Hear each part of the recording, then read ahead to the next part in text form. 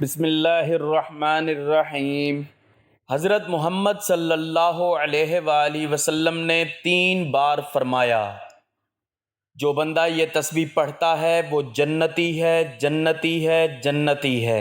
حضور صلی اللہ علیہ وآلہ وسلم فرماتے ہیں، اگر میرا امتی یہ تسبیح پڑھے تو قبر میں سفارش ہوگی، قیامت کے دن شفاعت اور جنت میں میرے ساتھ داخل ہوگا۔ محترم ناظرین، دنیا کی ہر نعمت، ہر آسائش، ہر خواب اور ہر کوشش کا اصل مقصد اگر کوئی ہے تو وہ ہے اللہ تعالیٰ کی رضا، نبی کریم صلی اللہ علیہ وآلہ وسلم کی شفاعت اور جنت کا حصول۔ ہم زندگی کی راہوں میں بکھرے ہوئے پریشانیوں، بیماریوں، ناکامیوں، محرومیوں اور آزمائشوں کے درمیان جب دل تھکنے لگتا ہے، آنکھیں نم ہو جاتی ہیں اور سجدوں میں سسکیاں سنائی دیتی ہیں، تب ایک ہی امید دل کو سہارا دیتی ہے، اللہ کا کرم، رسول صلی اللہ علیہ وآلہ وسلم کی محبت اور جنت کا وعدہ۔ ایسی ہی رحمت سے بھرپور ایک خوشخبری ہمیں ملتی ہے اس تسبیح میں، جس کے بارے میں خود سید الانبیاء حضرت محمد مصطفیٰ صلی اللہ علیہ وآلہ وسلم نے 3 بار فرمایا، جو بندہ یہ تسبیح پڑھتا ہے وہ جنتی ہے، جنتی ہے، جنتی ہے۔ جو یقین کامل کے ساتھ اس تسبیح کو اپنی زندگی کا حصہ بناتا ہے، اس کے لیے جنت کی ضمانت خود نبی صلی اللہ علیہ وآلہ وسلم نے دی ہے۔ جب رسول اللہ صلی اللہ علیہ وآلہ وسلم فرمائیں کہ میرا امتی اگر یہ تسبیح پڑھے گا تو قبر میں اس کی سفارش کی جائے گی، قیامت کے دن شفاعت نصیب ہوگی اور جنت میں میرے ساتھ داخلہ ملے گا، تو اس سے بڑھ کر اور کیا بشارت ہو سکتی ہے۔ یہ وہ تسبیح ہے جسے پڑھنا نہ صرف روحانی طاقت کا ذریعہ ہے بلکہ مغفرت، نجات اور بلند درجات کا وسیلہ بھی ہے۔ تو ناظرین، آج ہم آپ کو اسی بابرکت تسبیح کے بارے میں بتانے جا رہے ہیں جس کی فضیلت کا بیان نبی کریم صلی اللہ علیہ وآلہ وسلم نے 3 بار دہرایا، اور جس کا تعلق نہ صرف جنت سے ہے بلکہ قیامت کے دن نبی پاک صلی اللہ علیہ وآلہ وسلم کی رفاقت اور سفارش سے بھی ہے۔ یہ ویڈیو ان تمام لوگوں کے لیے ہے جو دل کی سچائی سے اللہ اور اس کے رسول صلی اللہ علیہ وآلہ وسلم کی رضا کے متلاشی ہیں، جو اپنی قبر کو منور دیکھنا چاہتے ہیں اور جو چاہتے ہیں کہ قیامت کے دن ان کا ہاتھ مصطفیٰ صلی اللہ علیہ وآلہ وسلم کے ہاتھ میں ہو۔ ناظرین، حضرت جبرائیل امین علیہ السلام اللہ تعالیٰ کا ابدی پیغام لے کر نازل ہوئے۔ اس وقت نبی پاک صلی اللہ علیہ وآلہ وسلم غار حرا میں خلوت نشین تھے۔ ابن اسحاق نے حضرت عبید بن عمیر سے نقل کیا ہے کہ حضور اکرم صلی اللہ علیہ وآلہ وسلم ہر سال 1 مہینے کے لیے غار حرا میں چلے جاتے اور تنہائی میں عبادت کرتے، یہاں تک کہ وہ مبارک مہینہ آ پہنچا جس میں اللہ تعالیٰ نے آپ صلی اللہ علیہ وآلہ وسلم کو نبوت کے اعلان کا حکم دیا۔ حضرت مالک رضی اللہ تعالیٰ عنہ بارگاہ رسالت میں حاضر ہوئے اور عرض کی کہ میرا بیٹا عوف دشمن کے قید میں ہے۔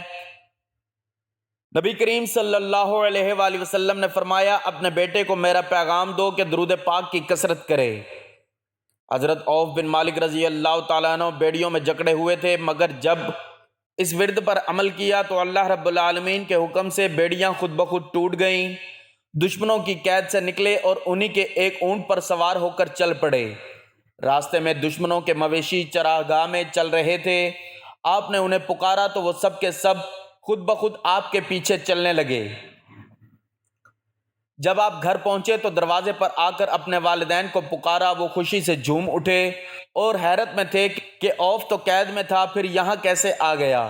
جب والدین اور خادم دروازے پر آئے تو دیکھا کہ حضرت عوف رضی اللہ تعالیٰ عنہ اونٹوں کے ایک بڑے ریوڑ کے ساتھ موجود ہیں۔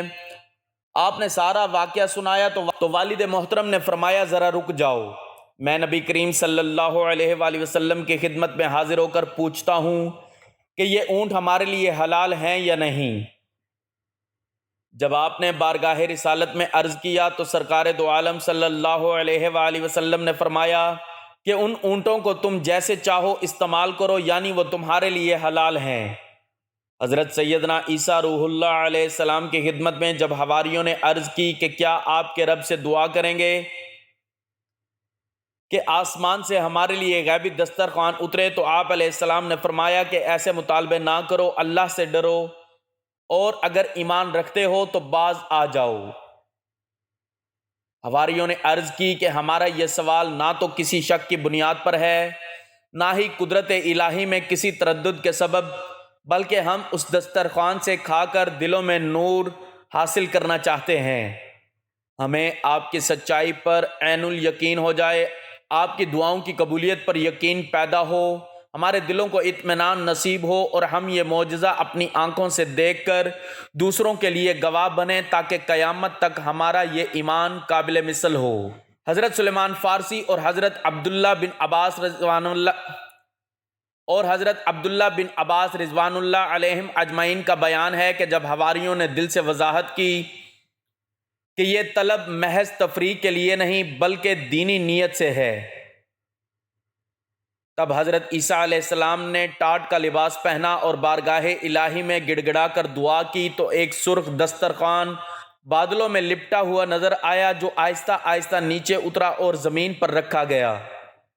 حضرت عیسیٰ روح اللہ علیہ السلام نے اسے دیکھ کر رو دیا اور دعا کی، اے میرے رب کریم، اسے ہمارے لیے باعث رحمت بنا اور عذاب نہ بنا۔ دسترخوان سے ایسی خوشبو آئی جو پہلے کبھی محسوس نہ کی گئی۔ سب نے سجدہ شکر ادا کیا، پھر عرض کی، یا نبی اللہ، آپ ہی اس دسترخوان کو کھولیں، کیونکہ یہ برکت آپ کی دعا سے نازل ہوئی ہے۔ چنانچہ حضرت عیسیٰ علیہ السلام نے تازہ وضو کیا، نوافل ادا کیے، دیر تک بارگاہ الہی میں دعا کرتے رہے، پھر دسترخوان سے کپڑا ہٹایا تو اس میں موجود تھا 7 مچھلیاں، 7 روٹیاں۔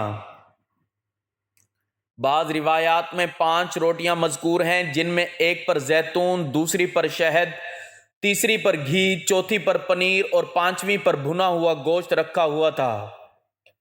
شمعون حواری نے سوال کیا کہ اے اللہ کے نبی، یہ کھانا آسمانی ہے یا زمینی؟ حضرت عیسیٰ علیہ السلام نے جواب دیا کہ یہ کھانا نہ زمین سے ہے نہ جنت سے، بلکہ یہ اللہ کی قدرت سے ہے۔ سب سے پہلے بیمار، نادار، محتاج، جزامی و اپاہج لوگوں کو بلایا گیا۔ آپ نے فرمایا، اللہ کا نام لے کر کھاؤ، تمہارے لیے یہ باعث برکت ہے اور منکروں کے لیے باعث عذاب۔ پھر یہی بات باقی لوگوں سے کہی گئی۔ پہلے دن 7300 افراد نے اس کھانے سے حصہ لیا، پھر وہ دسترخوان اٹھا لیا گیا، لوگ دیکھتے رہ گئے، اور وہ ان کی آنکھوں کے سامنے فضا میں بلند ہو کر نظروں سے اوجھل ہو گیا۔ تمام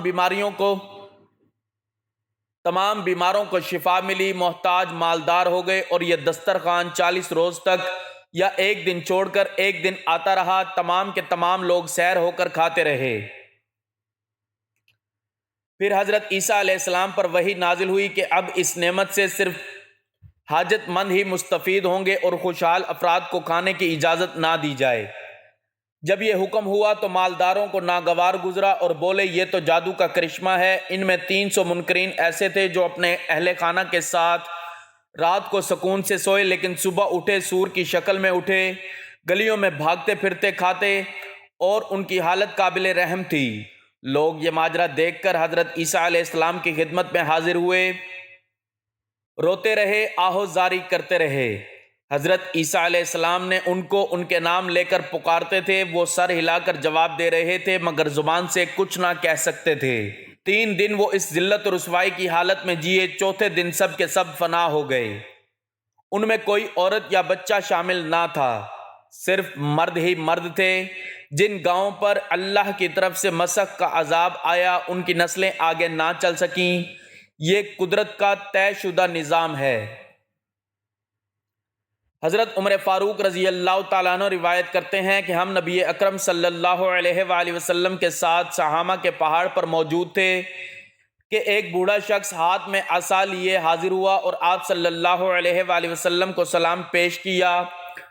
آپ صلی اللہ علیہ وآلہ وسلم نے سلام کا جواب دیا، پھر دریافت فرمایا، تو کون ہے؟ اس نے جواب دیا، میں حامہ بن عہین بن اقدیس بن ابلیس ہوں۔ آپ صلی اللہ علیہ وآلہ وسلم نے فرمایا کہ تیرے اور ابلیس کے درمیان صرف 2 پایوں کا فاصلہ ہے، تو کس قدر عرصہ سے زندہ ہے؟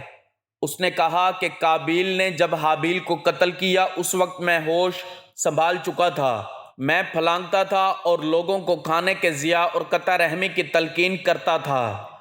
نبی کریم صلی اللہ علیہ وآلہ وسلم نے فرمایا، رشتے توڑنے والے، بوڑھے اور سستی کرنے والے نوجوان کا عمل بہت برا ہے۔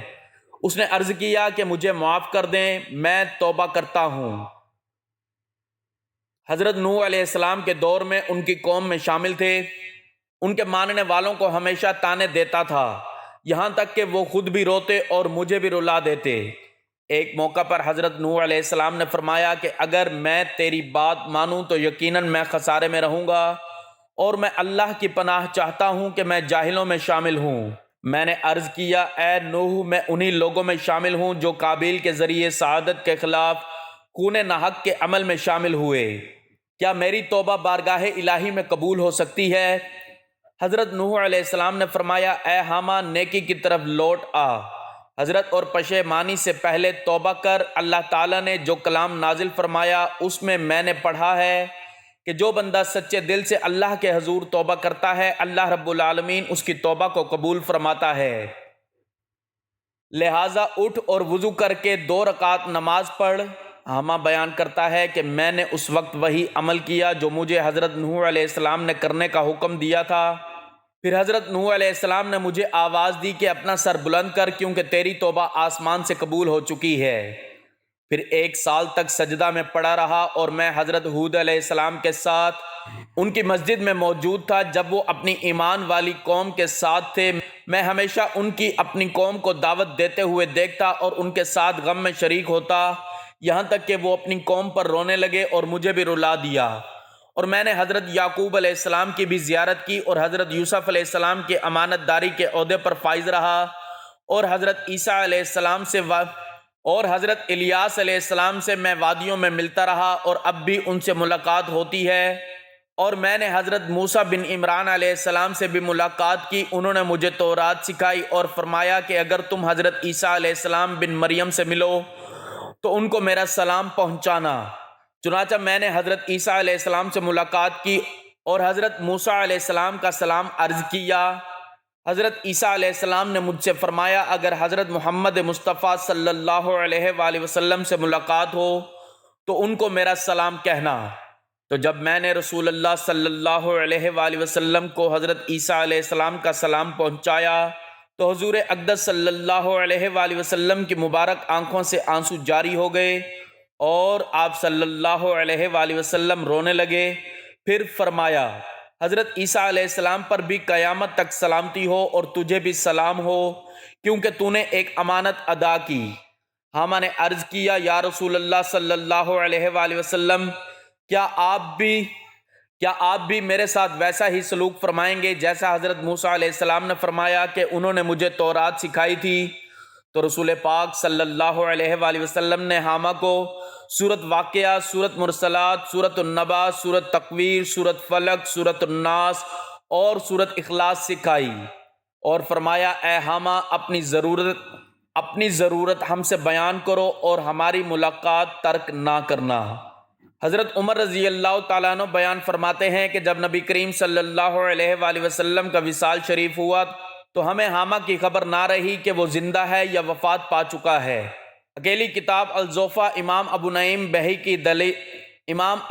بہی کی دلائل نبوہ حضرت عبد الرحمن بن ابی لیلہ رضی اللہ تعالیٰ عنہ سے روایت ہے کہ ان کے قبیلے کا ایک شخص عشاء کی نماز کے لیے نکلا اور واپس نہ آیا اور گم ہو گیا، تو اس کی بیوی حضرت عمر بن خطاب رضی اللہ تعالیٰ عنہ کی خدمت میں حاضر ہوئی اور سارا واقعہ سنایا۔ تو حضرت عمر رضی اللہ تعالیٰ عنہ نے فرمایا کہ 4 سال تک انتظار کرو۔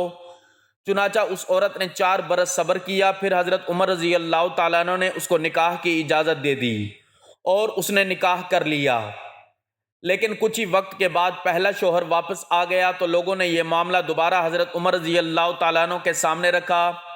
حضرت عمر رضی اللہ تعالیٰ عنہ نے اس شخص سے پوچھا کہ تم کہاں تھے اور اتنے عرصے بعد کیوں آئے ہو؟ اس شخص نے کہا مجھے ایک مجبوری لاحق ہو گئی تھی۔ حضرت عمر رضی اللہ تعالیٰ عنہ نے پوچھا کیسی مجبوری؟ تو اس شخص نے کہا کہ میں عشاء کی نماز کے لیے گیا تھا کہ مجھے جنوں نے قید کر لیا اور میں ان کے قبضے میں رہا۔ پھر کچھ عرصے بعد مسلمان جنوں نے ان سے لڑائی کی اور ان پر غالب آ گئے اور قیدیوں کو آزاد کیا، اور ان قیدیوں میں بھی شامل تھا۔ انہوں نے مجھ سے پوچھا تم کس دین پر ہو؟ میں نے کہا میں مسلمان ہوں۔ تو انہوں نے کہا تم تو ہمارے بھائی ہو، تمہارا قید میں رہنا ہمارے لیے جائز نہیں، اور ہمیں اختیار دیا کہ چاہو تو یہیں رہو، چاہو تو واپس چلے جاؤ۔ تو میں نے واپس جانے کو ترجیح دی، چنانچہ وہ رات کو انسانی شکل میں ہوتے اور مجھ سے بات کرتے اور دن کو بگولے کی صورت میں ہوتے، اور میں ان کے پیچھے پیچھے چلتا۔ حضرت عمر رضی اللہ تعالیٰ عنہ نے پوچھا تم کھاتے پیتے کیا تھے؟ اس نے کہا وہی چیزیں جن پر اللہ کا نام نہ لیا گیا ہو۔ اور پوچھا تم پیتے کیا تھے؟ اس نے کہا وہی رس جس میں ابھی نشہ پیدا نہ ہوا ہو، یعنی شراب نہ بنی ہو۔ تو حضرت عمر رضی اللہ تعالیٰ عنہ نے اس شخص کو اختیار دیا کہ چاہے تو اپنی بیوی کو رکھ لے یا اسے طلاق دے دے۔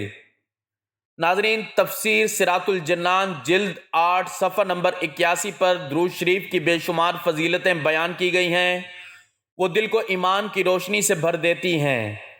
فرمایا گیا کہ جو خوش نصیب رسول اللہ صلی اللہ علیہ وآلہ وسلم پر درود بھیجتا ہے اس پر اللہ پاک کے فرشتے اور خود نبی پاک صلی اللہ علیہ وآلہ وسلم درود بھیجتے ہیں۔ درود شریف خطاؤں کا کفارہ بن جاتا ہے، اعمال کو پاکیزہ کر دیتا ہے، درجات بلند کرتا ہے، گناہوں کی مغفرت کر دی جاتی ہے۔ درود پاک پڑھنے والے کے لیے درود خود استغفار کرتا ہے، اس کے نامہ اعمال میں اجر و ثواب کا ایک باب لکھا جاتا ہے جو احد پہاڑ کی مانند ہوتا ہے۔ درود شریف پڑھنے والے کو اجر کا پورا پیمانہ عطا ہوتا ہے۔ درود شریف اس بندے کے لیے دنیا و آخرت کے تمام امور کے لیے کافی ہو جاتا ہے جو اپنا تمام وظیفہ درود پاک پڑھنے میں صرف کرتے ہیں۔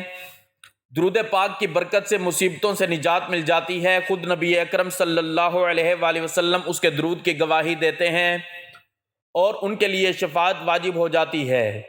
درود شریف سے اللہ پاک کی رضا اور رحمت حاصل ہوتی ہے، اللہ کی ناراضگی سے امن ملتا ہے، قیامت کے دن عرش کے سائے میں جگہ نصیب ہوتی ہے، میزان میں نیکیوں کا پلڑا بھاری ہوتا ہے اور حوض کوثر پر حاضری کا شرف نصیب ہوتا ہے، قیامت کی پیاس سے امان ملتی ہے، جہنم کی آگ سے نجات ملتی ہے، پل صراط پر چلنا آسان ہو جاتا ہے، مرنے سے پہلے جنت کی منزل دکھا دی جاتی ہے، جنت میں کثیر بیویاں ملتی ہیں۔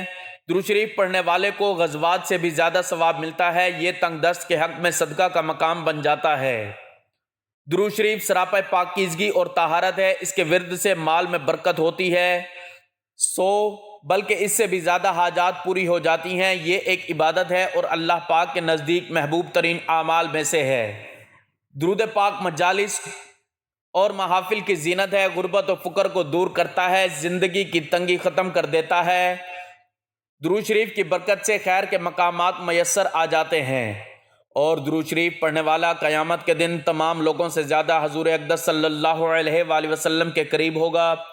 درود پاک سے نہ صرف پڑھنے والا بلکہ اس کی اولاد، پوتے اور وہ سب لوگ جنہیں ثواب پہنچایا جائے فائدہ پاتے ہیں۔ درود شریف کے ذریعے اللہ اور اس کے رسول صلی اللہ علیہ وآلہ وسلم کا قرب حاصل ہوتا ہے۔ یہ درود ایک نور ہے، اس کی برکت سے دشمنوں پر فتح حاصل ہوتی ہے، نفاق اور دل کا زنگ دور ہوتا ہے۔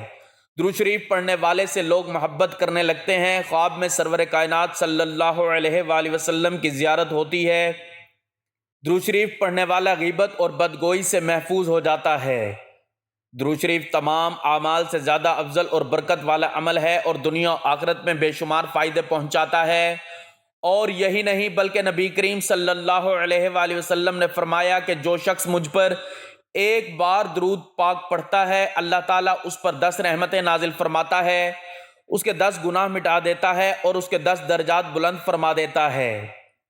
ایک اور حدیث مبارکہ میں نبی پاک صلی اللہ علیہ وآلہ وسلم نے فرمایا تم میں سے وہ شخص مجھ سے قیامت کے دن سب سے زیادہ قریب ہوگا جو دنیا میں مجھ پر سب سے زیادہ درود بھیجا کرتا تھا۔ تو ناظرین محترم، وقت کی نزاکت کو مد نظر رکھتے ہوئے چلتے ہیں اس تسبیح کی جانب کے جس کے بارے میں حضور پاک صلی اللہ علیہ وآلہ وسلم نے فرمایا کہ جو شخص یہ تسبیح پڑھتا ہے وہ جنتی ہے، جنتی ہے، جنتی ہے۔ حضور پاک صلی اللہ علیہ وآلہ وسلم فرماتے ہیں کہ اگر میرا امتی یہ تسبیح پڑھے گا تو قبر میں سفارش ہوگی، قیامت کے دن شفاعت اور جنت میں آپ صلی اللہ علیہ وآلہ وسلم کے ساتھ ہوگا۔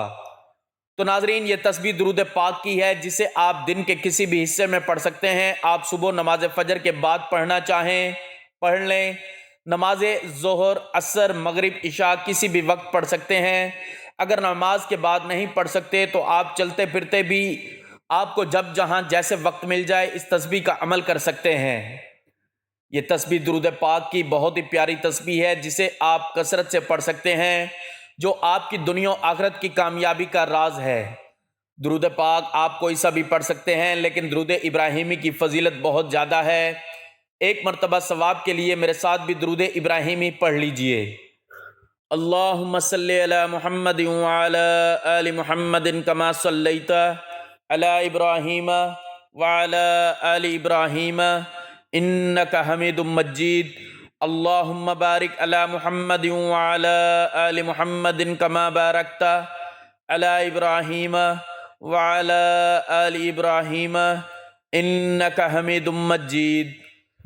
یہ درود پاک کی تسبیح آپ چلتے پھرتے، اٹھتے بیٹھتے، جب جہاں جیسے آپ کو وقت مل جائے آپ نے پڑھتے رہنا ہے۔ ایک مقام پر ارشاد فرمایا گیا کہ جو شخص مجھ پر جمعہ کے دن 100 مرتبہ درود بھیجے گا، اللہ تعالیٰ اس کے 100 حاجات کو پورا فرما دے گا، جن میں سے 70 آخرت کی اور 30 دنیا کی ہوں گی۔ نبی کریم صلی اللہ علیہ وآلہ وسلم نے فرمایا، بے شک تمہارا درود مجھ تک پیش کیا جاتا ہے۔ تو صحابہ کرام رضی اللہ تعالیٰ عنہ نے عرض کیا، یا رسول اللہ صلی اللہ علیہ وآلہ وسلم، کیا آپ کے وصال کے بعد بھی؟ تو آپ نے فرمایا کہ ہاں، بے شک اللہ نے انبیاء کے جسموں کو زمین پر حرام کر دیا ہے، پس ان کے جسم سلامت ہوتے ہیں۔ ایک اور روایت میں آتا ہے کہ جو شخص خلوص دل سے مجھ پر درود پاک پڑھتا ہے، اللہ تعالیٰ اس پر 10 رحمتیں نازل فرماتا ہے اور فرشتے اس کے لیے مغفرت کی دعا کرتے ہیں۔ ان سب بشارتوں کو سن کر دل یہی چاہتا ہے کہ ہر لمحہ، ہر گھڑی درود پاک کے مٹھاس سے اپنی زبان تر رکھیں، تاکہ دنیا کی مصیبتوں سے بھی نجات پائیں اور آخرت کی کامیابیوں سے بھی سرفراز ہوں۔ آخر میں دعا ہے کہ اللہ تعالی ہمیں ان بندوں میں شامل فرمائے جو دل کی گہرائیوں سے محبت کے ساتھ پیارے آقا صلی اللہ علیہ وآلہ وسلم پر درود پاک کا نذرانہ پیش کرتے ہیں، اور قیامت کے دن انہی نیک بندوں میں ہمیں شامل کرتے ہوئے انہی کے ساتھ اٹھائے جائیں۔ آمین۔ دعا ہے کہ اللہ تعالیٰ نیکی کی بات کو سننے، سمجھنے اور اس پر عمل کرنے کی توفیق عطا فرمائے۔ میرا سنانا اور آپ کا سننا اپنی بارگاہ میں قبول و منظور فرمائے۔ آمین۔ ناظرین، گزارش ہے کہ اللہ تعالیٰ کے 99 ناموں میں سے کوئی ایک نام لکھ کر کمنٹس میں ضرور شیئر کریں۔ اللہ تعالیٰ ہم سب کا حامی و ناصر ہو۔ آمین۔ جزاک اللہ۔